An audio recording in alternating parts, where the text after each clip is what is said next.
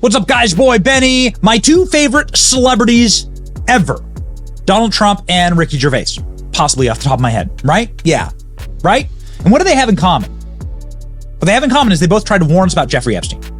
Check out this remarkable clip of Donald Trump, before he even announced he was going to run for president, answering a question on stage about Bill Clinton. Bill Clinton.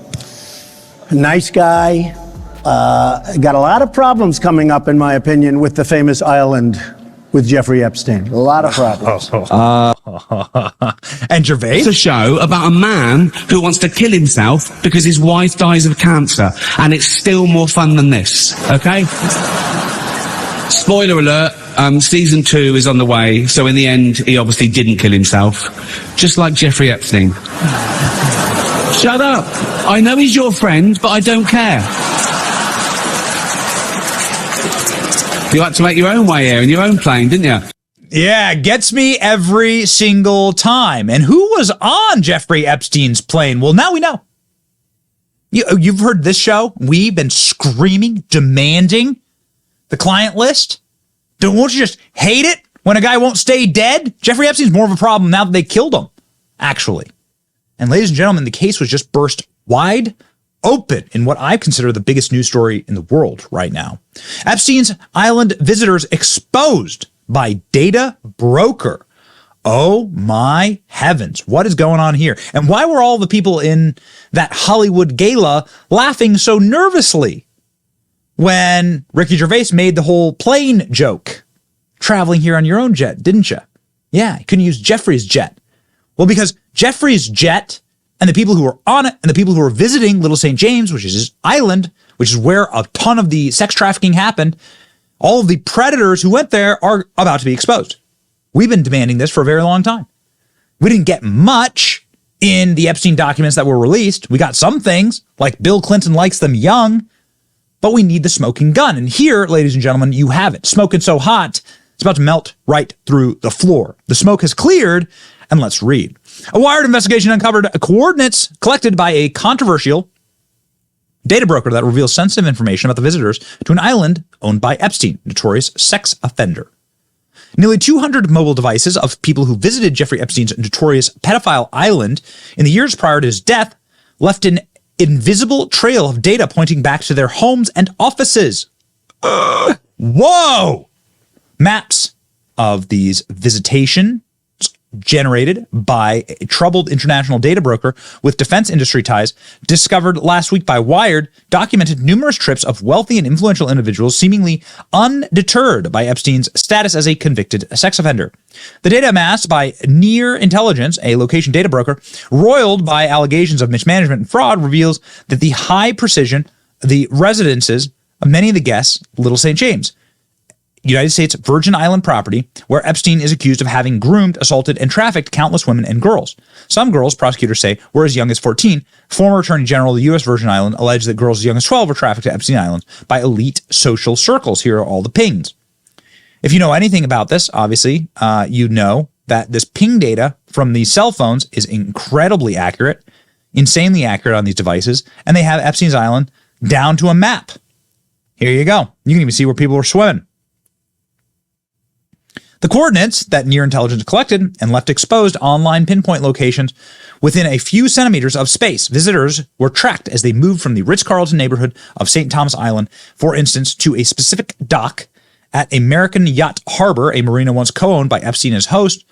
An impressive array of pleasure boats and mega yachts. The data pinpointed their movements as they were transported to Epstein Island dock on Little St. James, revealing the exact routes taken to the island. Wow.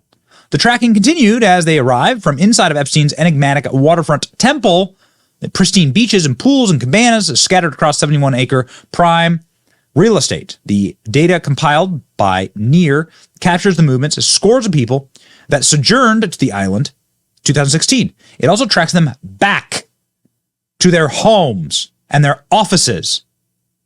Remarkable, ladies and gentlemen. Jeffrey Epstein, of course, was let off. So you can see here. Here's the tracking, right? So you can see that the paths that they took to get to Little St. James. This is the Little St. James right here. Looks just like the Nickelodeon logo. Don't read too much into it, right? Yeah. And then you can see the tracking of them back to the United States. Oh, no. Look at this. Uh-oh. My, oh, my. You got some problems in the East Coast here. Actually, all across the country, quite frankly. Who could they all be? Sure would be interesting to find out. The Department of Justice spokesperson for the U.S. District Court of the Southern District of New York, where Epstein was prosecuted in 2019, declined to comment on whether they will be using this data to potentially open up more Epstein cases, as they should. While many of the coordinates captured by NEAR point to multi-million-dollar homes in numerous U.S. states, others point to lower-income areas where Epstein victims are known to have lived and attended school, including areas of West Palm Beach, Florida, where police and private investigators say they are located about 40 Epstein victims. Most of the clients who come to me say their number one concern is privacy and safety, said Lisa Bloom, who represents 11 Epstein victims. It's deeply concerning to think that any sexual abuse victim location will be tracked and then stored and then sold to somebody. Oh, no. So this is quite fascinating. Who the hell are all of these bastards? Boy, it'd be nice to kind of learn who the identities of these people are, wouldn't it? Like, presumably we just go back and see their homes, right? Check this out. Data broker tracked the cell phones of visitors to Jeffrey Epstein's private island, where he and associates allegedly sexually assaulted countless women and underage girls. The company behind the tracking, Near Intelligence, left their data exposed online. Wired found it. Near Intelligence is a data broker with ties to U.S. defense contractors. The maps that they generated show how the company diligently tracked Epstein's visitors' movements over a 3-year period of time. The maps also document a trail of data that could possibly lead back to the very places where Epstein's visitors work and live. For example, the maps show how devices moved from the Ritz-Carlton on nearby St. Thomas Island to a specific dock at a nearby marina. From that marina, the data shows the exact route that visitors took to get to Jeffrey Epstein's island. Then, once they were on the island, Near Intelligence tracked his visitors' devices as they wandered around his villa and spent time on the many beaches scattered across his 71-acre property. The data also revealed where the visitors came from. The cell phone signals point to more than 166 locations throughout the U.S., plus cities in Ukraine, the Cayman Islands, Australia, and more. In the U.S., for instance, NEAR's data pinpoints people to homes in 80 different cities.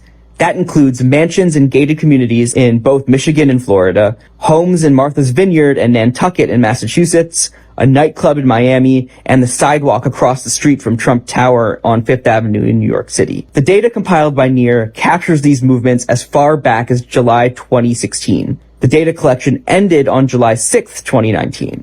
That's the exact day of Jeffrey Epstein's arrest.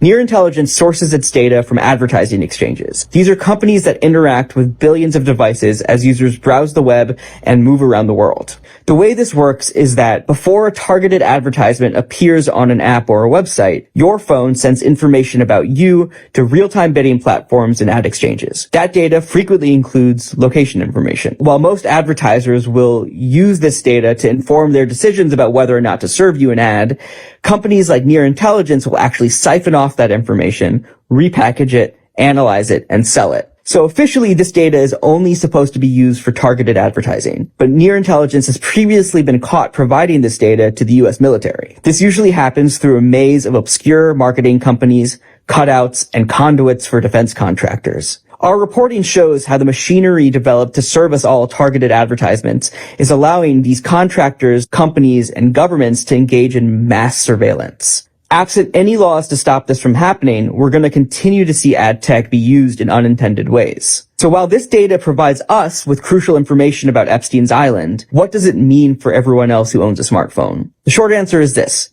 Anyone with a phone can be tracked just like the visitors to Epstein's island. But that doesn't actually mean that there aren't steps that you can take to protect your privacy. You can make sure that you only use trusted apps. You can turn off location services on your devices, or you can use ad blockers. Another thing you can do is you can use VPNs that specifically filter out advertising technology. So the other thing you could do is not go to the Predator Island with the world's foremost pedophile, as Bill Clinton did. time and time again. Flight logs show Bill Clinton flew on sex offenders jet much more than previously known. Oh, wow. What a shock. Here's a little island. Was Bill Clinton's phone on that island? You know, this would be a really easy way to figure out if Bill Clinton was on the island. Here's the flight logs. Here's the manifests. Here's the testimony from the Jeffrey Epstein victims saying, Jeffrey ever talked to you about Bill Clinton? Yeah, he said Clinton likes them young, referring to girls. Oh, all right. Other testimonies say that the victims saw Bill Clinton on the island, had a big long dinner with them, and then Bill Clinton disappeared to a mysterious part of the island. What could possibly have happened? A ton of celebrities were involved in all of this. You, of course, can now understand why our federal government was so intent on keeping it under wraps. Because quite frankly, the most powerful people on earth would be implicated, and you would understand that the elites in this country are simply pederast protectors or far worse, ladies and gentlemen. When asked about this, Bill Clinton's response is, Any comments on the alleged allegation of your connection with Jeffrey Epstein? No.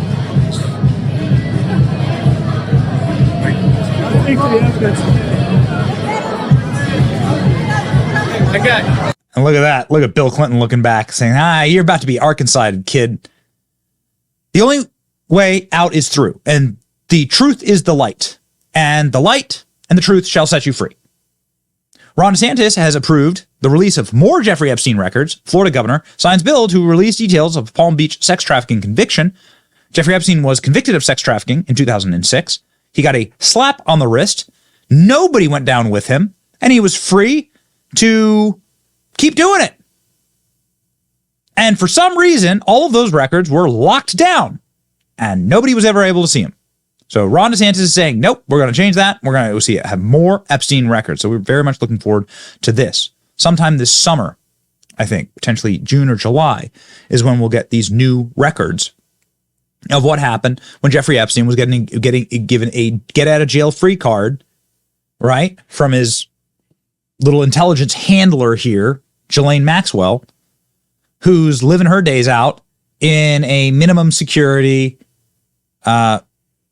penthouse prison, right? Boy, it'd be nice to have her talk. It'd be nice to have her start to talk. I wonder what would happen to her if she started to talk about everything she knows. We remain, ladies and gentlemen, convinced that Jeffrey Epstein was an intelligence asset. Was it American intelligence? Is that why he was? Is that why he was on an island? You know, the CIA can't operate here in the mainland America. Wink, wink, nod, nod. Yeah, right. But like, that's what they're not supposed to do that. Big no-no. So is that why they had to do everything on an island? You know, criminal cartels, your government's a criminal cartel. You know, they get leverage on people. They get leverage on people by having videotapes, recordings, assets, elements, things that would humiliate them to force them to do certain things, like endorse Joe Biden, right? That's how it's done. And the moment you start to threaten the very, very crystal, deeply fragile little ecosystem that they built up around Jeffrey Epstein, don't talk about it. Don't talk about it. Don't talk about it. We don't know anything. We don't know anything. The moment you try and question that, the people who are protecting Epstein start screaming their bloody heads off. You know, when things are infected, like where the infection is, it hurts when you press on it. Like it hurts when you try and like push a little too far into something they don't want you to talk about. They scream, ow! And that's exactly what you found. Every single time that Congress has tried to push for more of these documents to be released. Congress has all of the Epstein flight logs. They have all of the evidence. They have all the information. They have his computers. They have the footage. They have the videotapes. They have everything. Probably because they paid for it. Probably because our intelligence agencies paid for it. Will we ever see any of it? Not unless we get a change in Republican leadership. People who actually have balls. People who actually like care and can do something about it.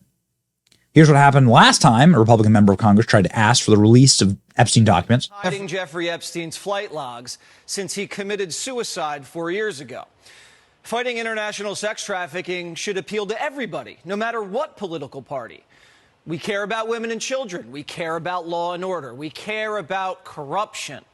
So when Senator Marsha Blackburn from the great state of Tennessee tried to subpoena the flight logs of Jeffrey Epstein, we were surprised that Senator Dick Durbin from the great state of Illinois was making it difficult. And why hadn't Dick Durbin subpoenaed the flight logs himself? Why hasn't any politician until Marsha Blackburn tried to find out who flew on the world's most notorious child sex trafficker's plane? Perhaps they have a good explanation for flying on Jeffrey's jet, like Bill Clinton, who was on humanitarian missions, we're told. Are these flight logs being used as blackmail? What powerful people were on the plane? And what kind of intelligence operation was Epstein running? And why would Senator Dick Durbin be running interference for a dead pedophile? We sent Hillary Vaughn to ask him. Chairman Durbin, can I ask you a quick question? Why won't you subpoena Jeffrey Epstein's flight logs? So who are you? Hillary Vaughn with Fox. With Fox, of course. I don't know anything about his flight logs. But why won't you subpoena them? Why don't you want to know? I don't even know the issue. I know who Epstein was, but I certainly don't know anything about the issue. Well, he was charged with sex trafficking, so why don't you want to know who was utilizing his private plane? Never been raised by anyone. Well, Senator Blackburn has wanted to subpoena them, and there hasn't been a vote in your committee. Said a word to me, not a word. But aren't you curious, like, what high-profile or powerful people might be closeted predators and pedophiles? Doesn't that concern you? Of course. So why won't you subpoena them if you can? It's the first time anyone has raised it. Thank you, Fox. So are you curious about it? Will you do it? Durbin's a liar. Last week, Primetime asked his office why he was blocking votes to subpoena Epstein's flight logs, and they said there wasn't enough time. And then at today's hearing, Durbin complained that Fox was asking him to investigate sex trafficking. Poor little Dick. Durbin. Senator Blackburn, before you leave, I want to make a point for the record, since I understand you made some statements about the Jeffrey Epstein flight logs. There's a Fox reporter in the hallway who asked me about this, and I said I had not spoken to you one time about this issue. I think you'll back me up on that. I'm not mistaken. I didn't know that this was even a subject of your amendments, which, if you'll recall, you were the first on the list until the 2-hour rule was invoked. I don't know anything about this request on your part. I'll be happy to discuss it with you. But I haven't done any discussion with you to this point, correct? Mr. Chairman, I know, and I think you're fully aware that I had 2 amendments, one dealing with Epstein and Sotomayor. I brought it up previously. I have to confess I didn't know that you'd offer that amendment. Happy to discuss it with you, but I want to point on the record. You and I have never personally discussed this, have we? We talked briefly on the floor at the conclusion. You never mentioned what the subject matter of your amendment was. You said you wanted to offer in committee, I brought up the subject matter of my amendments. Not in my 3 presence. weeks. Not only was the subject matter brought up in Durbin's presence, Senator Blackburn was speaking directly to him. I seek recognition. Senator Blackburn. Since we're in the business of issuing subpoenas now, here are a few more that I've filed. A subpoena to Jeffrey Epstein's estate to provide the flight logs for his private plane. Thank you, Senator. When I recognized you, I didn't know what subject you wished to speak to. As I announced at the beginning, the first thing we'll consider the 2 judicial nominations, then we will move to the subpoena. All right, so we caught him lying. First, there wasn't enough time. Then this was the first time he was hearing about it. Then it was never brought up in his presence. Why is Dick playing dumb? And why hasn't he voted to subpoena the flight logs already? A week's gone by. Dick says he cares about Israeli women and children getting raped. Why doesn't he care about American children getting raped? We're going to stay on this. And so is Marsha Blackburn, who asked FBI Director Chris Wray about it today. Watch. The last few weeks, I've been demanding some answers on Jeffrey Epstein's crimes and trying to get these flight records. What specifically has the FBI done to investigate the claims that Epstein's and others participated in, produced, possessed, and distributed CSAM? As to the Epstein case specifically, I will tell you it's been a while since I looked at that case. Should those logs be made public? They've been heavily redacted. Well, as I said, it's been a while since I looked at the specific case. I can tell you that we've been increasing year over year both the number of agents focused on these kinds of cases, the number of victims we've rescued, and so onto this specific case. Let me offer to have let me get with my team and figure out if there's more information we can provide. Chris Wray hasn't looked at the Epstein case in a while. The FBI has the flight logs, the surveillance videos in the computers, and they only got one conviction. A woman, Ghislaine Maxwell, the madam, Epstein's fixer. Not a single John. So he's going to have his guys get back to the senator and see what they can give her? What's going on here? I think we know.